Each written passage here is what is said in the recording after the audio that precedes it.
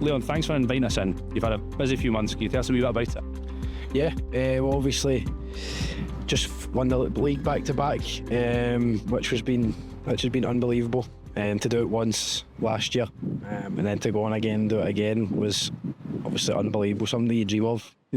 And obviously had the birth of my first child, my son, back in March.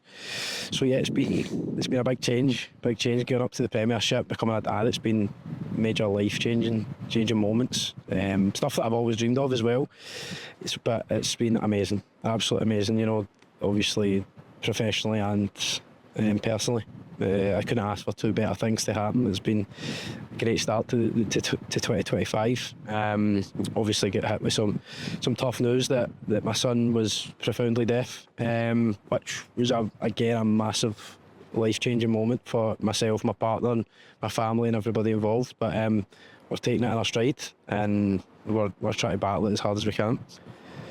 And that was obviously a really special moment, as you mentioned, the birth of your first child. With that challenging news, how did you experience, what were your emotions during that point? How did you manage it? So when he was born, he failed, I think, his first 3 or 4 hearing tests that you get when they're first born.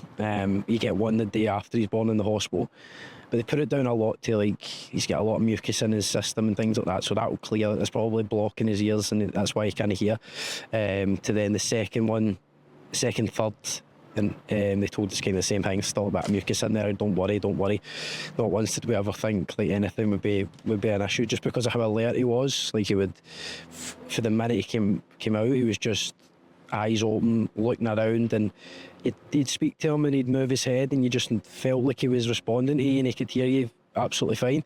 After the fourth one, after the fourth failed hearing test, we get referred to audiology, which me and my partner went to the audiology appointment. It was quite a brutal experience, to be honest. It took maybe 2 hours, because the wee one has to be settled and sleeping for it to properly to work, because any outside noise and that can interfere with it. So we went to the audiology appointment, and then they obviously just kind of abruptly just said, we've got no response. They never used the word deaf, which I still don't know why they don't use that word.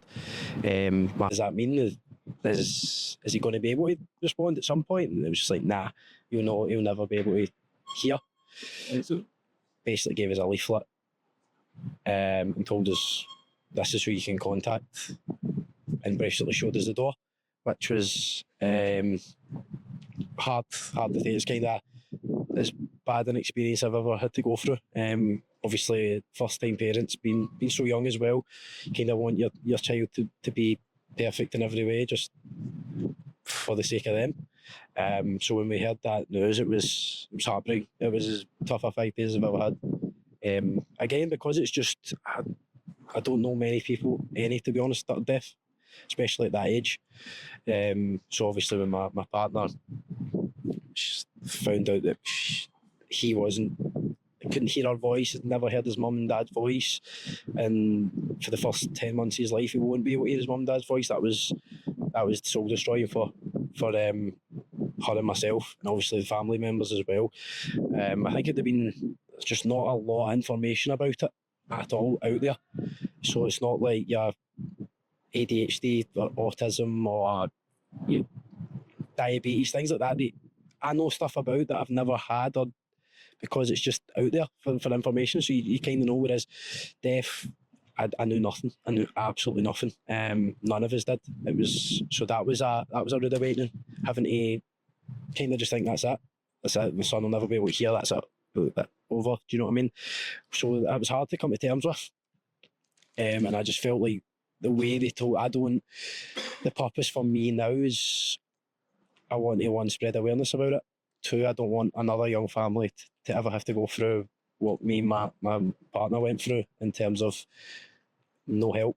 It's a good thing we have a good network of friends and family around us that are there to help, because there's a lot of families that don't.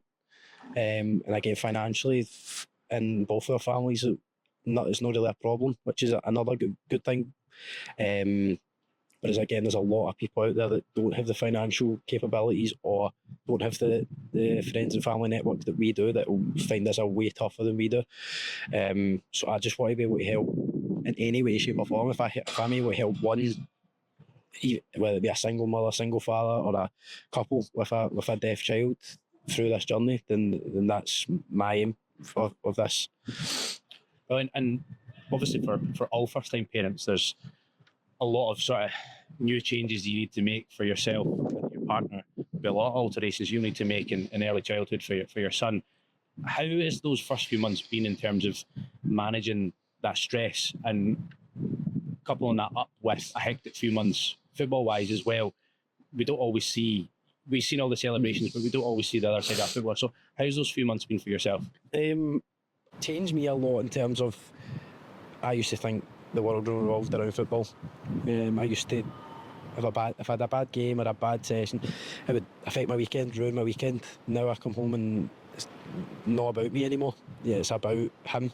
He doesn't care that I've had a bad game or I've had something's not went my way or it's just not gone my way in football. I need to be there with a smile on my face for him.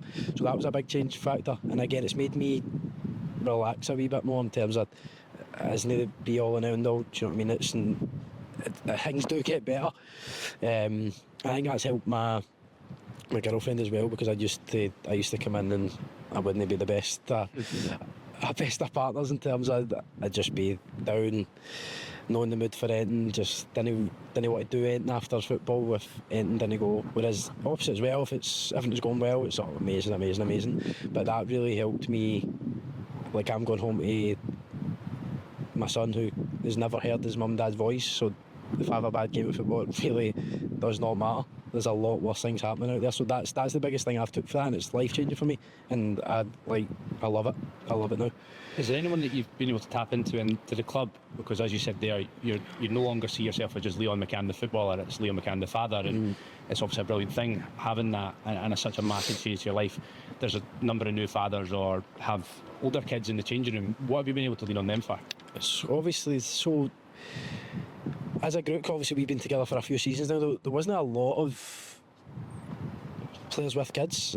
Scotty's got a couple, obviously Calvin as well, so I was able to, I travel in with Calvin, so I was able to talk to him and things like that he just says it's a constant worry having kids. Like, that's just that, and I said that, I've spoke to mum and dad and that as well. It's just, no matter how I'm 25, mum and dad still worry about me. Do you know what I mean? It's a constant thing. So now I've actually started about a trend, because now obviously Liam Henderson's after me, he's just had a kid. Brad Spencer's just announced he's having a kid as well, and there'll be a few more than so there's no a lot of fathers in the group, because we were such a young. I think the last year before Scotty Nick, when the youngest player was like Derry, there wasn't a lot of older people, but for the boys like Scotty and things like that, and Calvin, we were able to have wee conversations about, and Hendo can get involved with that as well. And now just even daft things like changing their bum and things like that, things have changed big time. Do you know what I mean? You still only have to worry about ourselves. Now we've got wee ones that we have to worry about. And you've got your teammates, you've got the club that you can go to support, and obviously we've got PFA Scotland as well, where you know that you can reach out and receive that support all through the season if need be. How important do you think that is for players, that they have got that independent union that they can go and step forward and confide in?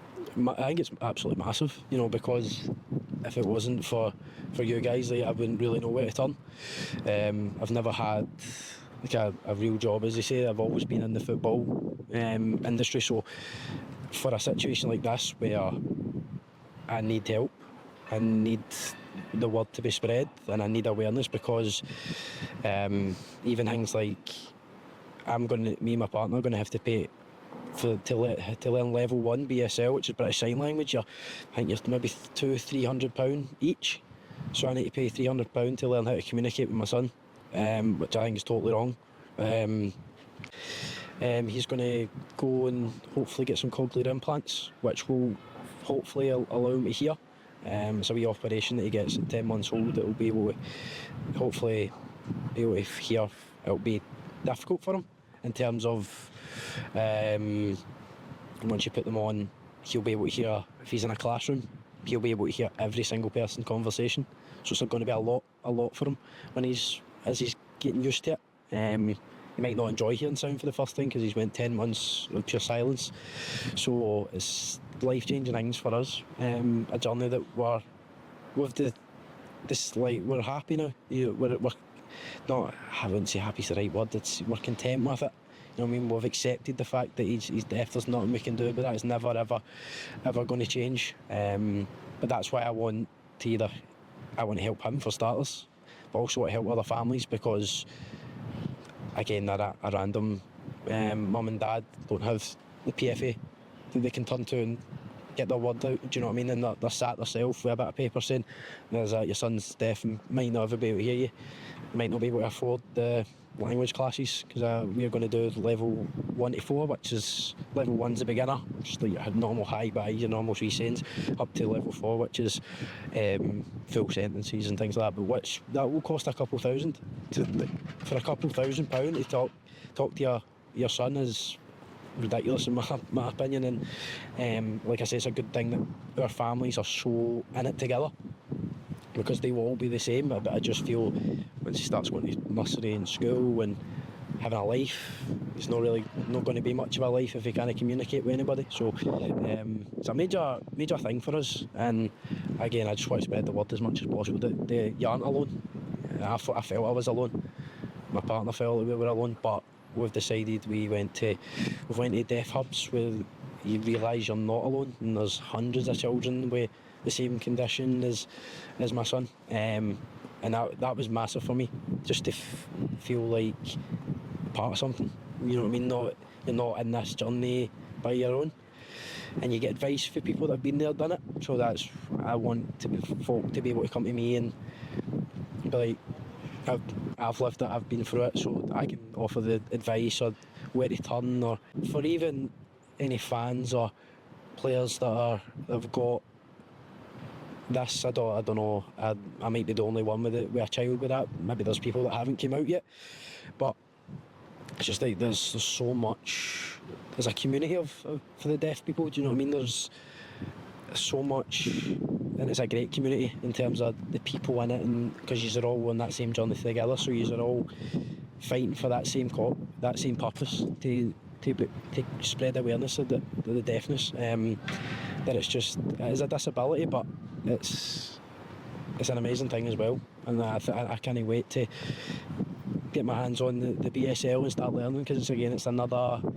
In school they're learning French and Spanish and German. I just think, well, it would be a great language to learn in sign language, because there's a lot of older people as well, the older generation, folks, gran and grandas with the hearing aids and hearing loss and things like that. So yeah, my word would be that you're not alone, because I really did think I was, and it was scary. It was scary until obviously I emailed Diane and was able to ask for help, and that's the best thing as well, ask for help. So if it means messaging me or messaging anybody, ask for help, because help's going to get you through these tough times, because you can't navigate it on your own, especially without funding or without awareness. You'd be stuck.